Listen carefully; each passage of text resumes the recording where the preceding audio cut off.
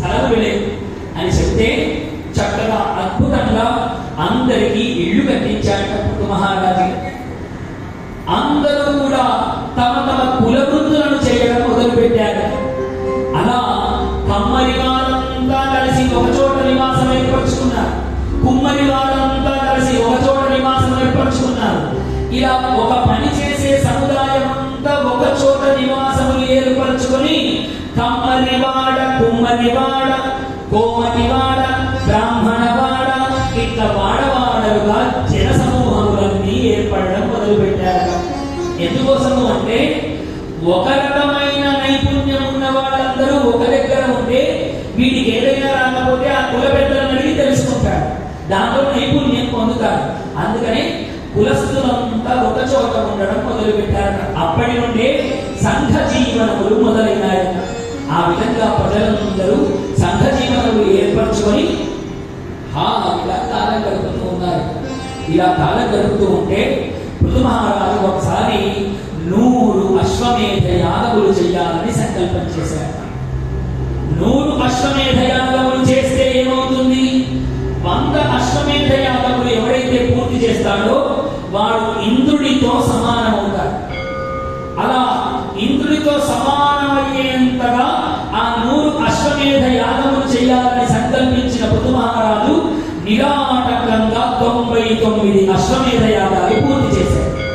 ఇప్పుడు 100వ అశ్వమేధ యాగం ప్రారంభమైంది. పైన దేవలోకంలో ఉన్న ఇంద్రుడికి కన్ను పుట్టింది. అమ్మో, 99 పూర్తి చేశాడు, ఈ 100వది కనుక పూర్తి చేశాడంటే నా సీటు కేసరి వస్తుంది.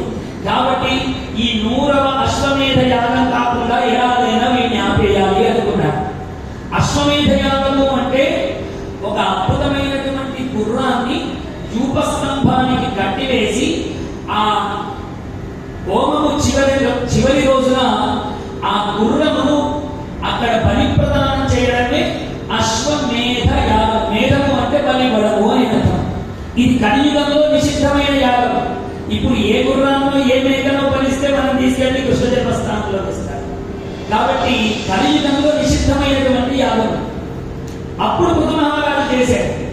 100వ అశ్వమేధ యాగం జరుగుతూ ఉన్నది. యూపస్తంభానికి చక్కగా గుర్రం కట్టివేయబడింది. కట్టివేసిన తర్వాత ఇంకా హోమము చివరి దశలోకి వస్తోంది. ఇంద్రుడు చూశాడు. చూసి పాషాండ వేషము ధరించే ఒక దొంగ సన్యాసి రూపాన్ని ధరించాడు. దొంగ జటలు కట్టుకున్నటువంటి రూపాన్ని ధరించాడు. కాషాయ వస్త్రములు ధరించి ఆ యజ్ఞశాలలోకి ప్రవేశించాడు. ప్రవేశించి అటు ఇటు చూస్తూ ఉన్నాడు. ఎవ్వరూ లేనటువంటి దాన్ని గమనించాడు.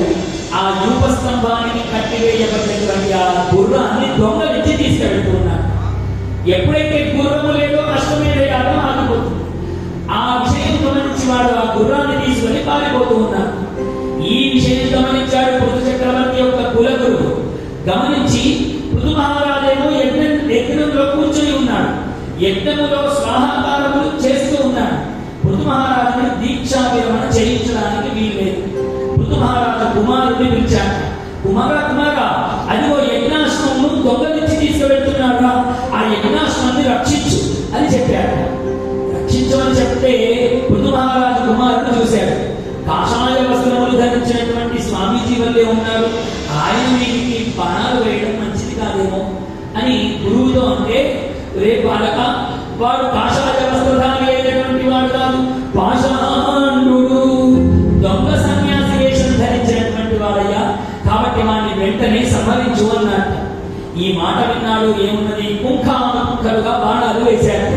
ఎప్పుడైతే వేశాడో ఆ వేషంలో ఉన్న ఇంద్రుడు అనుకున్నాడో బతికుంటే ఇంకేమైనా చేసుకోవచ్చు, ఇప్పుడు వీడి బాణాలు చనిపోతే అసలుకే వేశాడు అని గుర్రాన్ని విడిచిపెట్టాడు.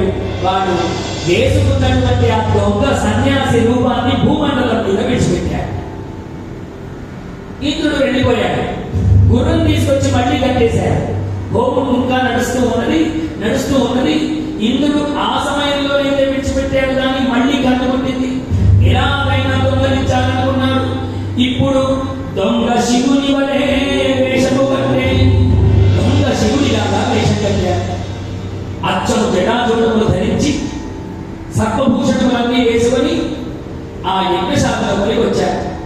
రాగానే మళ్ళీ అటు ఇటు చూశాడు. యజ్ఞాశ్రమం తీసుకొని మళ్ళీ పరిగెత్తాడు. ఆకాశ మార్గంలో వెళ్ళిపోతూ ఉంటే గురువులు మళ్ళీ చూశారు. ఒరే ఒరే ఒరే చూసావా, అది ఒక గుర్రం తీసుకొని వెళ్తూ ఉన్నాడు అనగానే ఈసారి శివుడు లాగా కనిపించాడు. కాదురా, వాడు దొంగ శివుడి వేషం వేసుకున్న ఇంద్రుడు అని చెప్పాడు గురువు గారు. వెంటనే మళ్ళీ బాణాలు వేశాడు. ఇప్పుడు ఆ శివుడి వేషంలో ఉన్న ఇంద్రుడు మళ్ళీ గుర్రాన్ని విడిచిపెట్టాడు. విడిచిపెట్టగానే ఆ గుర్రాన్ని తెచ్చి మళ్ళీ యూపస్తంభాన్ని కట్టివేశాడు. ఈ దొంగ శివుడి వేషాన్ని కూడా భూమండలం మీద విడిచిపెట్టాడు ఇంద్రుడు. ఇక వాడి వల్ల కాలేదు.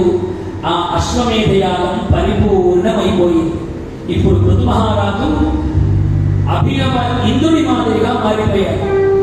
ఎప్పుడైతే ఇంద్రుడి బారి నుండి గుర్రమును రక్షించారు కాబట్టి, ఎవరు రక్షించారండి? పృథు మహారాజు యొక్క కుమారుడు రక్షించాడు కాబట్టి వాడి పేరు విజితాశ్రుడన్న నామకరణము జరిగాయి. వాళ్ళందరూ విజితాశ్రుడు విజితాశ్రుడు, అశ్వమును విజయము ద్వారా పొందినవాడు అని విజితాశ్రుడు మరి పిలవడం మొదలు పెట్టారు.